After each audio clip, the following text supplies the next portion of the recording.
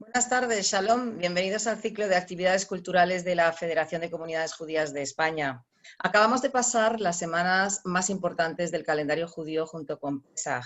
Son Rosh Hashanah, el Año Nuevo, Yom Kippur, el Día del Perdón, el más sagrado y solemne del calendario, y la festividad de Sukkot, que recuerda el paso por el desierto durante el Éxodo. Mirando hacia el judaísmo, vemos el enorme legado de enseñanzas valiosas para todos los seres humanos. El comienzo del año es el comienzo de un ciclo nuevo, de una página en blanco que cada uno escribe con sus acciones y decisiones. Es una oportunidad de volver a empezar, pero antes hay que parar, mirar hacia lo que dejamos atrás, reflexionar sobre lo que hemos podido hacer mejor y pedir disculpas por las ofensas que hayamos cometido. Una enseñanza sin duda inestimable para todos en cualquier momento de la vida. En este contexto concreto de pandemia mundial en el que nos encontramos, es más que posible que estos comienzos de ciclo, estas nuevas oportunidades, tengan un significado especial. Vamos a hablar de todo ello con las dos personas que están con nosotros. Annette Wiener, psicóloga psicoanalista, experta en niños y adolescentes. Hola, Annette, buenas tardes. Buenas tardes. Y también nos acompaña Luis Gutiérrez Rojas, que es médico psiquiatra del Hospital Clínico San Cecilio de Granada. Hola, Luis, ¿qué tal? Muy buenas, encantado de estar con vosotros. Muchas gracias. Bueno, pues empecemos por Rosh Hashanah, el año nuevo judío que marca el comienzo de un nuevo ciclo. 10 días de reflexión para cerrar la etapa anterior con la certeza de que hay más oportunidades para crecer interiormente. ¿Qué importancia puede tener esto a nivel psicológico? Annette, por ejemplo, o quien queráis de vosotros. Vale, el pasado es una cosa de la que tenemos que aprender, pero de la que tenemos que también entender que no la podemos cambiar, ¿no? Que creo que eso es algo que el judaísmo también nos enseña, que la reflexión va hacia mirar hacia adelante siempre, ¿no? Que no se quede en una situación de culpa, de obsesiones, de repetirse constantemente algo que no puedes modificar. Creo que la importancia de un nuevo comienzo y de una reflexión, de una introspección de lo que hemos hecho mal, es para siempre mirar hacia adelante. El problema a nivel psicológico es engancharnos con el pasado que no podemos cambiar. Y eso pasa muchísimo. De hecho, es uno de los orígenes de los temas psicológicos, ¿no? Sí. Sí. Yo un poco muy de acuerdo con lo que dice Annette, y en la línea del año nuevo, supongo que luego hablaremos más del perdón, pienso que para mí en el mundo actual en el que vivimos, ¿no? Este mundo tan acelerado, donde todos tenemos prisa, donde parece que nadie llega, pues yo creo que es un recuerdo de la trascendencia, ¿no? Al final una de las principales rasgos de personalidad asociados a la madurez es la trascendencia, la capacidad que uno tiene de darse cuenta de que no todo lo que nos rodea es material, no todo lo que nos rodea son solo cosas, o dinero, o poder, o éxito, o interés, sino que hay un más allá, hay un algo más el cual le tiene que dar sentido a nuestra vida. Si nosotros no somos conscientes de cuál es el sentido por el cual hacemos las cosas, pues entonces es casi imposible que le encontremos sentido al dolor, que le encontremos sentido al sacrificio, que le encontremos sentido al sufrimiento. Y yo pienso que, como señalabas, ¿no? de todo el tema del Éxodo, todo el tema de la Biblia, al final nos está recordando continuamente que las personas, al final casi todas las historias de la Biblia son historias de un pueblo que se aparta de Dios y que luego se acerca a Dios y busca la redención. En el fondo, eso es el ser humano. Estamos continuamente equivocándonos, continuamente fallando, continuamente, iba a decir continuamente pidiendo perdón. Bueno, hay gente que no pide perdón nunca porque cree que nunca se equivoca, pero quizás esa es la idea, ¿no? Darnos cuenta de que aquello que hacemos tiene sentido. Y pienso que son días de reflexión, porque además, y con esto ya termino, pienso que esas respuestas tienen que ser individuales. O sea, aunque el judaísmo plantee una respuesta, al final la respuesta también tiene que pasar por uno mismo. Uno tiene que reflexionar. Eso es propio de la edad adulta, ¿no? Al niño le da la respuesta hecha, pero el adulto es el que busca su propia respuesta. Por tanto, creo que ese periodo de reflexión es fundamental para encontrarle sentido a nuestra existencia. Eso es algo que se hace muy poco en esta vida acelerada, con los medios de comunicación, con la inmediatez a la que estamos acostumbrados y que se nos exige. Es casi imposible que las personas paren a reflexionar y a mirarse un poco hacia adentro, y quizás también es el origen de algunos problemas importantes, ¿no? El no quiero pensar, porque si me pongo a pensar, Veo pues cosas que no me gustan, veo ¿no? cosas que no me gustan. En la consulta es algo que pasa muy, muy frecuentemente. Pacientes que cuando empiezan a darse cuenta que no pueden echarle la culpa a nadie de lo que les pasa, pues a lo mejor dejan de venir o muestran un poco más de resistencias para venir porque empiezan a darse cuenta que la responsabilidad, yo no me gusta hablar mucho de culpa, pero de la responsabilidad de lo que pasa la tienen ellos, ¿no? Y, Luis, ¿te parece que supone una gran tranquilidad el saber que podemos volver a empezar? Sí, completamente, ¿no? En la línea de lo que decía, yo pienso que un poco el problema de los medios, también de Internet, ¿no? Es esa inmediatez. Parece que estamos siempre pendientes de lo último que sucede. El volcán en La Palma, si ha habido un problema en Afganistán, bueno, miles de noticias que nos llenan el día a día. Pero claro, eso hace que la gente piense poco. Una de las frases que más dicen a veces los pacientes en consulta es, si me lo hubiera pensado antes.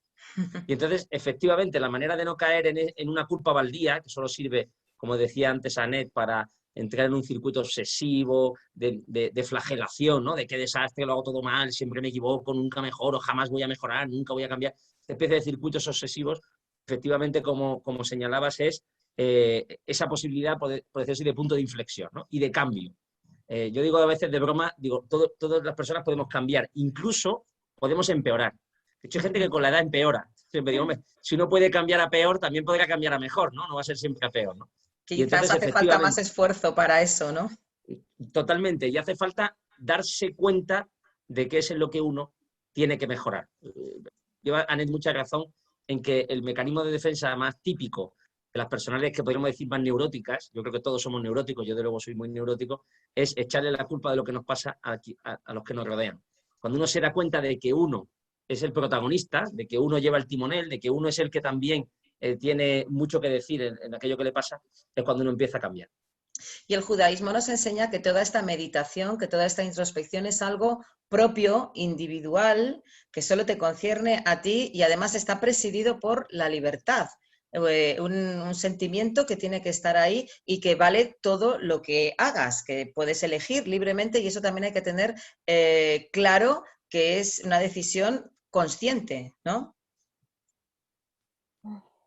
Sí, o sea, está la libertad a la hora de actuar. Lo que pasa que sí que hay una parte de nuestros actos que no son tan conscientes, ¿no? La, la buena noticia es que al reflexionar, si encuentras un patrón que se repite, porque ya te sentaste a pensar, porque a lo mejor te das cuenta que pues has hecho daño a varios amigos con la misma actitud o con la misma situación, pues ahí puedes ver que hay algo que repites sin darte cuenta y pues puedes con ese darte cuenta pues ver qué está pasando e intentar cambiarlo. En Sí, cuanto a... sí, en la línea de lo de la libertad, estaba reflexionando un poco un tema interesante, ¿no? Y es que efectivamente, precisamente lo que quizás nos diferencia fundamentalmente de los animales es que somos libres. Y entonces, cuando uno es libre, también es libre para hacer el mal. Lo que sucede en el Génesis es que ya Adán y Eva pues, se comen la manzana. Quiere decir eso, que al final uno conoce el árbol de la ciencia del bien y del mal. Es decir, uno conoce la moralidad. Los animales no les pasa, nunca se equivocan, nunca hacen nada que sea bueno ni malo. Si un animal se come a otro, pues lo hace por instinto. Pero nosotros sí que podemos hacer el mal. Pero eso sí que es cierto que nos asemeja a Dios, la libertad. Porque si no fuéramos libres, pues no seríamos personas, o sea, tampoco tendría mucho mérito hacer las cosas de una manera u otra. Y como bien señalaba, creo que Dios nos da libertad para hacer lo que para hacer lo que nos dé la gana. También para negarle, o también para pasar de él, cosa bastante habitual en nuestro mundo, ¿no? Mundo muy secularizado. Y yo, siendo la secularización puede ser mala, sí que me gusta vivir en un mundo libre. Si vivimos en un estado teocrático, donde el gobierno nos obligara a tener una determinada religión, que fuera el judaísmo, el cristianismo, o no digamos nada del islam, pues entonces me parece que esa respuesta por parte del hombre estaría muy coartada. A mí me encanta un mundo en el que también puedo decirle a Dios que no, porque eso quiere decir que si le dices que sí, pues también lo haces porque quieres, ¿no? No porque te obligan o porque te lo imponen. Exactamente, que es de verdad. Al hilo de lo que decías, Luis, los sabios judíos dicen que Dios nos juzga y nos perdona de la misma manera que nosotros juzgamos y perdonamos a los demás. ¿Cómo puede hacer sentir esto al ser humano? A lo mejor en otras épocas esto se veía casi como una blasfemia, ¿no? El equipararse, el compararse con Dios. Sí, claro, yo pienso, bueno, que es el famoso con la vara con la que tú te juzgues a ti mismo, juzgues a los demás, es con la que se te juzgará a ti mismo. Es decir, que al final, si nos fijamos, vivimos en un mundo muy acusador. Creo que etimológicamente la palabra Satanás, el demonio, es el que acusa. Entonces, yo mis hijos, yo tengo muchos hijos pequeños y de vez en cuando digo, ¿quién ha hecho esto? Hay uno que dice, no seas acusica, ¿no? Parece que ser acusica es como malo, ¿no? Como decir el que hace algo malo. Y hay gente que está todo el rato señalando lo mal que hace el otro. Digo, hombre, creo que te conoces poco, ¿no? Porque yo, al ver el mal ajeno, lo único que hace es recordarme al mío propio. Claro que sí. Y ya estamos hablando ya del perdón. Entramos en Yom Kippur. La liberación del perdón sin condiciones. ¿Esto cómo lo acepta la mente? ¿Cómo le sienta a la mente el saberse liberado y saberse perdonado sin condiciones? A ver, es verdad que todo el mundo se equivoca y yo creo que una de las situaciones que más enferman a nivel psicológico son las obsesiones y la culpa. O sea, el haber hecho cosas que no puedes cambiar, es lo que yo decía al principio. Lo que pasa que sí te puedes arrepentir. Entonces, el hecho de que puedas expresar esta situación después de una reflexión de cuando pides perdón sinceramente y te perdonas, porque hay 3 tipos de perdón que a mí me encantan, ¿no? El perdonarte a ti mismo, que es bastante complicado, pero pues por ahí empieza, ¿no? Porque pues entiendes que eres ser humano, que has cometido un error, si has hecho algo malo a alguien, también te tienes que perdonar a ti mismo, luego pedir perdón a la otra persona y luego pedir perdón a Dios. Y cuando llegas al punto en que y el perdón es como incondicional, como el amor, pues aunque no puedas cambiar el pasado, sí que puedes mirar hacia adelante y convertirte en una mejor persona, gracias a todo eso, ese camino, ¿no? Tremendo la palabra incondicional, ¿no? Eso de verdad requiere un esfuerzo y sobre todo saber lo que significa, que es sin esperar nada a cambio, hacerlo de verdad desde el interior. Pero es que creo que algo muy importante de la situación de pedir perdón en Yom Kippur es que aunque la otra persona no te perdone, el perdón sí que explico. O sea, a lo mejor la otra persona por la afrenta que tú le has hecho, pues no es el momento adecuado para que te perdone. No hace falta que te perdone esa persona, aunque sería lo ideal, pero tú ya hiciste todo un camino en el que te has perdonado tú por lo que ha pasado, en el que Dios te ha perdonado y en el que sientes una paz en ese sentido, aunque la otra persona no te perdone. Entonces es incondicional eso. Luis, parece que estamos hablando desde el punto de vista de la persona que tiene que pide perdón a uno mismo, al otro, a Dios. ¿Qué pasa con la persona que tiene que perdonar? Bueno, yo pienso que es una de las grandes fuentes de conflicto, ¿no? Que uno ve en la consulta. Cuando a alguien se le ha hecho algo muy malo, vamos a pensar en cosas muy malas, ¿no? Alguien que ha recibido un abuso, por ejemplo, alguien que se le ha estafado. Bueno, por ejemplo, en el tema matrimonial es durísimo, ¿no? Las infidelidades, por ejemplo, ¿no? O haber perdido la confianza de una persona, o que una persona de nuestro entorno nos haya traicionado económicamente, por ejemplo. Yo veo que eso horada el alma humana, ¿no? Si no eres capaz de afrontarlo de una forma positiva. Y pienso que precisamente la religión es la que te puede dar el triple salto mortal de explicarte por qué tienes que perdonar. Porque desde el punto de vista humano no tiene sentido. Desde el punto de vista humano lo que dice es, te perdonaré si me perdonas. Y hay mucha gente que está pendiente a que el otro sea el que dé el primer paso. No, no, si la otra persona se arrepiente, me pide perdón y que conoce lo que ha hecho, entonces le perdonaré. Pero claro, eso muchísimas veces no pasa. Muchísimas veces el que nos ha hecho daño no se arrepiente. De hecho, a veces el que más daño nos ha hecho dice que no nos ha hecho nada. Porque hay muchos psicópatas sueltos. Hay mucha persona que por ahí va haciendo el mal sin que le remuerda la conciencia. Entonces, pienso precisamente que solo desde un aspecto religioso, como decíamos antes, solo desde un aspecto trascendente, una persona puede encontrarle un sentido al perdón. Si no, no tiene mucho sentido. Y si uno lee la Sagrada Escritura, pues al final lo que descubres es que Dios nos ha perdonado muchas veces. Vamos, nos ha perdonado continuamente, ¿no? Y lo vas viendo en todas las historias que aparecen en la Biblia, ¿no? Al final, el motivo por el cual tenemos que perdonar a otros es porque Dios nos ha perdonado primero. Entonces, en ese sentido, ¿qué pensáis que libera más? ¿Perdonar o ser perdonado? Perdonar, quizá.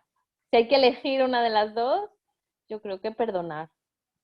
Porque la energía que gastas en esto, como odiar o estar enfadado con alguien, es algo que se te puede volver contra el cuerpo y hacer que te enfermes.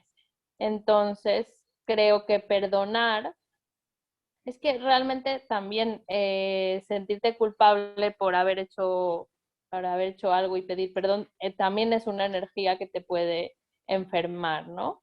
Pero sí que definitivamente cuando el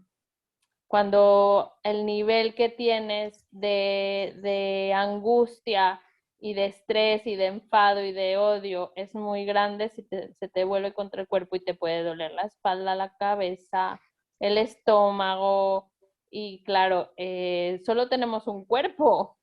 Entonces, como encima lo cargues de cosas negativas, y cargas una maleta de, de ese tipo de cosas, pues te hace muy pesado vivir, ¿no? Es muy liberador, entonces. Yo, estando Perdonar. muy de acuerdo con lo que dice Anet, voy a diferir de su opinión y voy a decir que es mejor saberse perdonado, pero por un motivo. Porque yo pienso que lleva toda la razón, ¿eh? El que se carga de odio enferma. Y están todos los cuadros psicosomáticos, al final tienen esa base.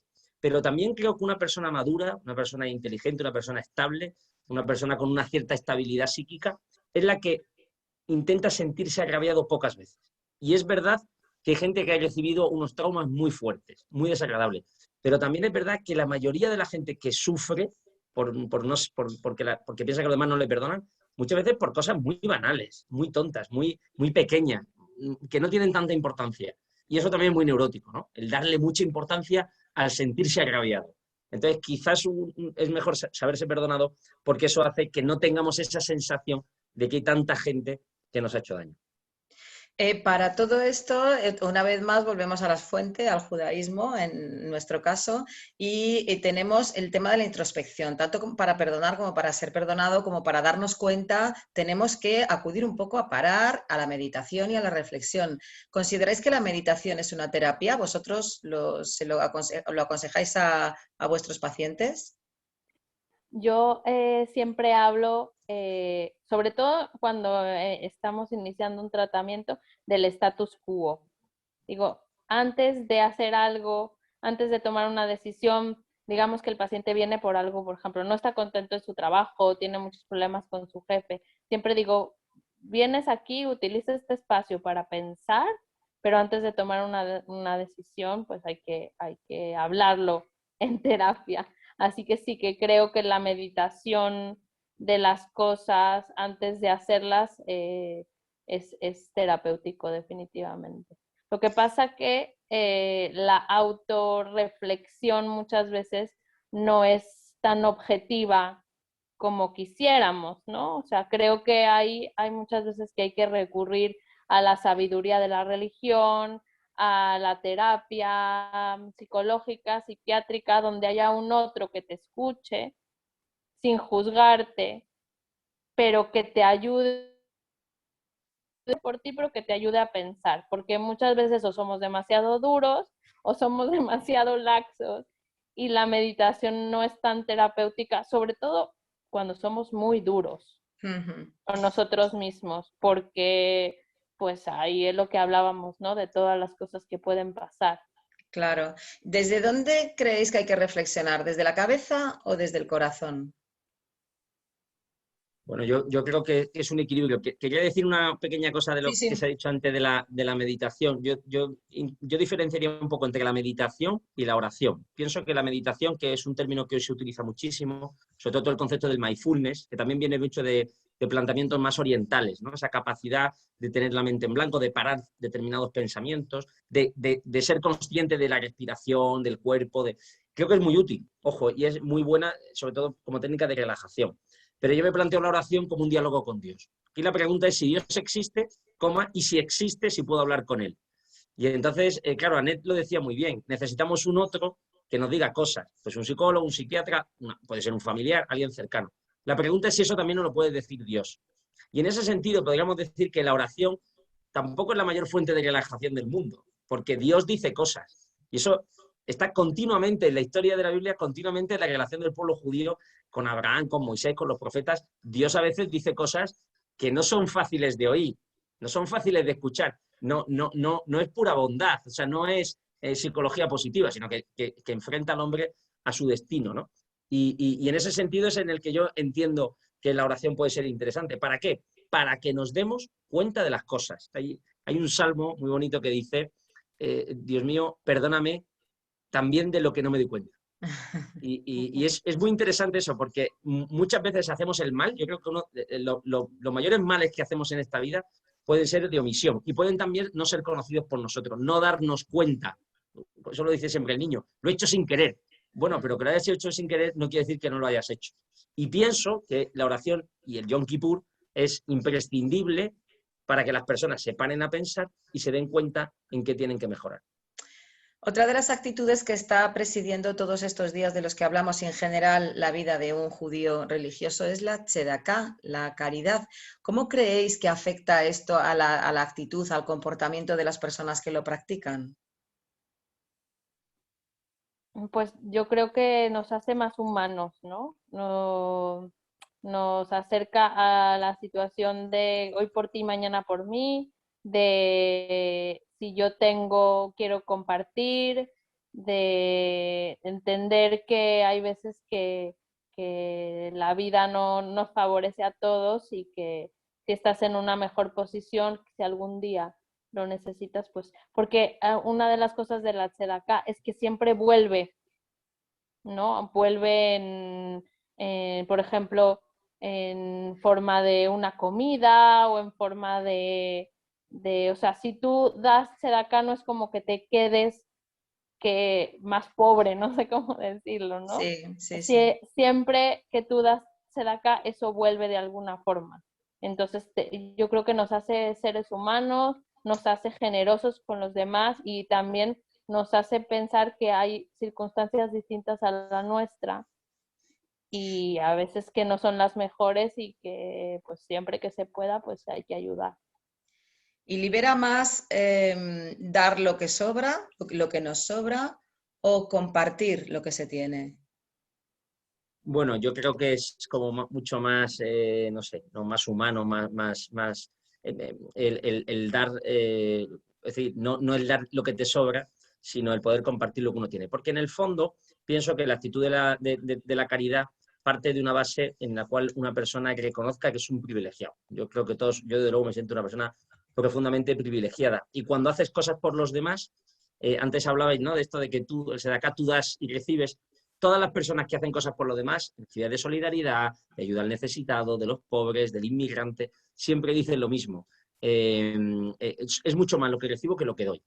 Y también pensando un poco en el pueblo judío es un pueblo errante, ¿no? Es un pueblo que ha habido el éxodo y que está en todos los países, se ha extendido, ¿no?, por razones históricas, formando comunidades. Y pienso que hay pocos pueblos parecidos al pueblo judío que pueda entender por dónde pasa un inmigrante, por dónde pasa una persona que está desarraigada de su tierra prometida, ¿no?, de su patria, de su lugar de origen. Y en ese sentido creo que los judíos pueden ser especialmente sensibles a la hora de ayudar, ahora que estamos en un país, en España, que recibimos tanta gente pobre, tanta gente necesitada, puede tener una sensibilidad especial para este tipo de situaciones. También con lo que estamos viendo, ¿no? Últimamente en España mismo, en la isla de La Palma, hay muchas personas afectadas por la erupción del volcán. Internacionalmente, pues los cambios tremendos que hemos visto en Afganistán. El tema de la tzedaká, el tema de la caridad con los demás. Una de las cosas que nos enseña el judaísmo es a que no sea puntual, ¿no? Por un momento que pasa algo, sino que sea una práctica habitual en nuestra vida, que también es una manera de renovar ese bien que queremos hacer y que nos comprometemos a él en cada comienzo de año. Sí, Creo no sé, que... Sí, di, por favor. no Adelante. sé si debería estar estipulado, ¿no? Como se estipulaba antiguamente como un diezmo, pero es evidente que si una persona no se lo toma en serio, no se lo plantea, pues entonces, como bien señalas, pues al final, porque los seres humanos somos así, ¿no? Tenderemos a ir a lo urgente y no a lo importante. Entonces, efectivamente, siempre nos va a faltar dinero, porque cuanto más dinero tienes, más quieres, pues así funcionan las personas, entonces te haces proyectos donde tienes que invertir más. Entonces, si uno espera tener sus necesidades cubiertas para empezar a ayudar a otros, pues nunca jamás va a ayudar a nadie. Entonces, efectivamente, creo que uno tiene que plantearse qué porcentaje, no solo en dinero, ¿no? Puede ser en tiempo, puede ser sobre todo en actitud, puede ser, pero efectivamente tiene que intentar que sea algo constante, ¿no? Y que no solo forme parte de una acción puntual. Punto de vista de que cuando tú das caridad y compartes algo desde ti, eso genera también una sensación de bienestar. Entonces, claro, pues es mucho mejor una sensación de bienestar continua que una sensación de bienestar puntual, ¿no? Porque creo que cuando ayudas porque hay una situación de emergencia, porque hay algún requerimiento, pues es como que, ay, bueno, lo he hecho porque se necesitaba, ¿no? Pero si es una situación que es constante, pues la sensación de bienestar de estar haciendo esto todo el tiempo, pues es permanente y es psicológicamente muy bueno para la autoestima, por así decirlo, ¿no? Uh-huh. Otra acción simbólica que hacemos en todos estos días que estamos comentando es el encendido de velas. ¿Qué os parece esa metáfora de la luz como símbolo de la luminosidad interior? ¿Qué explicación le veis? ¿Se le puede contar a un paciente? ¿Se le puede a lo mejor sugerir? Bueno, yo creo que tenemos la sensación, lo tienen los pacientes, la tengo yo y la tiene muchísima gente, de que siempre uno está como en ciertos tiempos de oscuridad. Puede tener una oscuridad exterior porque pues, todo nos agobia, el futuro, el cambio climático, los problemas, las circunstancias personales, la familia, y también una oscuridad interior, porque al final el mal, las cosas que nos cuestan, los vicios, las cosas, las ofensas, pues también están en nuestro interior. Entonces, efectivamente, esa luz a mí me parece que es un síntoma o un símbolo de esperanza. En la línea que decía de los pacientes, una de las cosas que más intento en consulta hacer, que a veces te sale y otras veces no, es que el paciente recupere la esperanza. Porque cuando una persona está muy mal, eso es típico de los pacientes con depresión, ¿no? Han perdido la posibilidad de rehabilitarse. Piensan que nunca van a mejorar y a veces ven la muerte como la única solución. Entonces, la luz me parece una manera pues muy práctica, ¿no? Muy bonita y también pues como muy sencilla de ver cómo se enciende una llama, que quiere decir que la persona puede salir del pozo en el cual está metido. El hecho concreto a lo mejor de hacerlo, ¿no? De encender, eres capaz de crear luz, eres capaz también de crear, de alimentar tu propia luz interior, que es la que va a ayudarte probablemente a salir de esta situación en la que estás, ¿no? También una de las cosas que a mí me gusta mucho del encendido de velas en la religión judía es que se ponen junto a la ventana. Y ahí hay un simbolismo, por ejemplo, que tú puedes ir en una calle donde sabes que hay mucha gente que profesa la misma religión y todos ponen sus velas junto a la ventana. Entonces es como también un mensaje de no estás solo, hay más gente como tú. Sí, exactamente. Y Y también, entonces, digamos, en la pandemia, en el confinamiento, donde no podíamos ni siquiera salir, ahora sales a la ventana y ves otras velas encendidas, otra luz. es cierto, es verdad, sensación de grupo, ¿no? De compartir, también de formar parte de. Y Sukkot, la fiesta de las cabañas, la entrega de la Torá, la ley en el monte Sinaí, necesidad de unas normas, necesidad de unas reglas para actuar. Eso me imagino que vosotros lo sabéis y lo tenéis muy claro, ¿no? Sí, lo que está claro es que, y eso es lo que conmemora el Sukkot, es que el hombre necesita tener un sistema moral al cual agarrarse, ¿no? Quizá uno de los grandes cambios de Occidente, también a nivel filosófico, antropológico, es que el hombre se convierte en su único Dios. El mandamiento que uno rompe, ¿no? El pecado original es seréis como dioses. Y entonces nosotros decidimos lo que está bien y lo que está mal. Y entonces mi voluntad de poder, esto es muy típico en Nietzsche, ¿no? Todo lo que es la teoría del superhombre, lo que plantea es que el hombre va a ser el nuevo Dios. Eso ha dado paso, ese tipo de ideas, a la época de mayores totalitarismos de la historia de la humanidad, desde el comunismo al marxismo, por supuesto al nazismo, ¿no? Que tanto ha sufrido el pueblo judío. Entonces, efectivamente, necesitamos un sistema moral. A veces las personas piensan que un sistema moral les coarta su libertad. Y se ve como algo que te reprime, ¿no? Algo que te angustia, algo que al final se convierte en una especie de super yo, si lo planteamos desde el planteamiento psicoanalítico, que está continuamente poniéndote cortapisas, que es una manera muy mala de entender la moral. No, mire usted, la moral es el manual de instrucciones del ser humano. Usted puede utilizar la bicicleta como usted quiera, usted puede utilizar el coche como usted quiera, pero si no lo utiliza bien, si no cuida las ruedas, si no le echa gasolina, el coche va a estar siempre estropeado y no va a llegar a ningún lado. Si usted no cuida una serie de normas morales, usted, desde el punto de vista antropológico, no va a conseguir sacarle partido a sus talentos y sobre todo va a sufrir mucho, porque va a caer en todo tipo de inestabilidades, de impulsividades, de angustias, que tanto tiene que ver con lo que muchas veces el hombre moderno le sucede.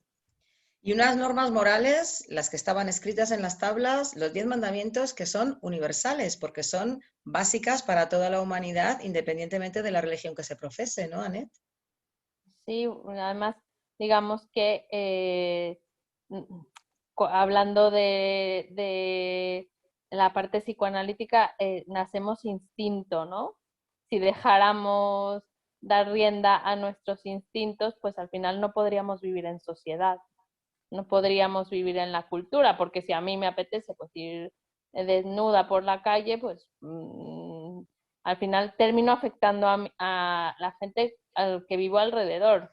Y ya, bueno, más allá de eso, que a lo mejor no afecta a nadie, pero si a mí me apetece matar a alguien o si me apetece, entonces, digamos, esto es un poco para poder vivir en sociedad, necesitamos ciertas leyes morales universales para todos, porque los instintos es lo primero con lo que nace el ser humano y que nos hace semejantes a los animales. Pero a diferencia de los animales, nosotros vivimos en comunidad, vivimos en sociedad y para que todos podamos vivir bien, tenemos que frenar nuestros instintos mediante las leyes morales. Y lo que nos dice, perdón Luis. Quizá un mini comentario sobre los 10 mandamientos, quizá en el mundo actual, para algunas personas, ¿no? Acostumbrados más a, no sé, a las técnicas de marketing y publicidad, podrían plantearse que son mandamientos demasiado coercitivos. A lo mejor si le diéramos una vuelta y lo hiciéramos pasar por una persona encargada de una campaña publicitaria, podríamos plantear los mandamientos en positividad, ¿no? En vez de decir no matarás, pues decir no, hay que amar a los demás. En vez de decir no codiciarás los bienes ajenos, pues tendríamos que decir que hay que ser generoso. O en vez de decir no mentirás, pues tendríamos que decir que hay que amar la verdad. Pienso que decir lo mismo, que es los mismos mandamientos, pero en su versión positiva, que creo que es más propia del hombre de hoy, claro, hace que uno pueda entender mejor por qué esos mandamientos son tan importantes y, como tú señalabas, son tan universales. O sea, que cualquier ser humano que lee esos mandamientos con cierto sentido común, pues puede llegar a las mismas conclusiones de que eso es lo que debiéramos hacer todos. Son mandamientos que efectivamente comienzan por el no esto, no lo otro y no lo de más allá. Sin embargo, lo que preside en el pueblo cuando lo recibe es la alegría. Alegría quizás porque se puede relacionar con la tranquilidad, la paz de espíritu que uno tiene cuando hace las cosas bien. Sí, yo creo que está clarísimo que una persona que hace el bien, antes lo señalábamos cuando hablábamos del tema de la caridad, cuando una persona hace el bien, pues acaba alcanzando la paz. Yo creo que nadie está capacitado para hacer el bien al 100% porque somos humanos y por tanto cometemos 20.000 errores y estamos abocados desde Adán y Eva y porque somos libres también a hacer el mal, pero evidentemente un esfuerzo cotidiano y diario personal por intentar hacer el bien, vamos, aparte de que mejora a la humanidad, al primero que nos mejora es a nosotros mismos. Sí, no nos va a sentar mal, ¿no? Creo yo que no. El judaísmo también nos enseña a bendecir. Supone un momento, otra vez, de parar, de reflexionar y de reconocer todo lo bueno que nos rodea. Otra vez más, cómo abrir la conciencia, alimentar la conciencia. Esto es súper importante porque el mundo en el que vivimos es un mundo donde todo prácticamente es desechable, ¿no? Donde se te estropea algo y pues en lugar de enviarlo al sitio a reparar como se hacía antiguamente, pues te compras otro, ¿no? Y creo que en este sentido, mirar hacia lo que tenemos, valorar lo que tenemos y no lo que nos falta, nos hace también disfrutar del presente, que es lo único que existe, y vivir más felices, ¿no? Sí, yo creo que el Yom Kippur, que antes hemos hablado del perdón, también es una fiesta de agradecimiento. Entonces, efectivamente, aparte de que podamos pedir perdón por el mal que hemos hecho y perdonar a los demás, también tenemos que plantearnos todos los bienes recibidos.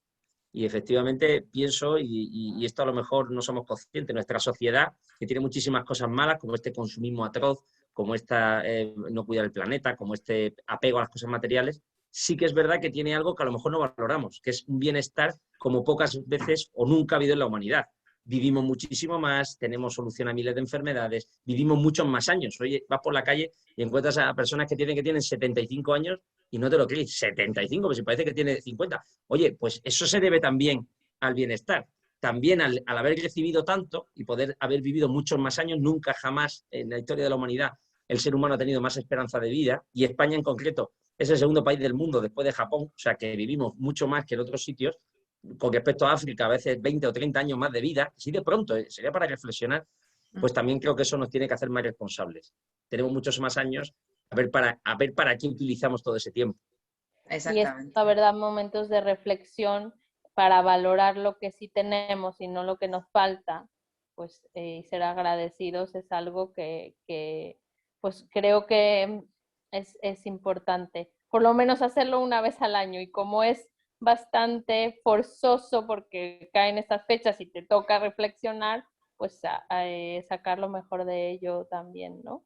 Quizá Decir, por ay, eso, bueno, tengo salud, tengo eso, tengo pues un techo, tengo comida, tengo amor, tengo familia, tengo...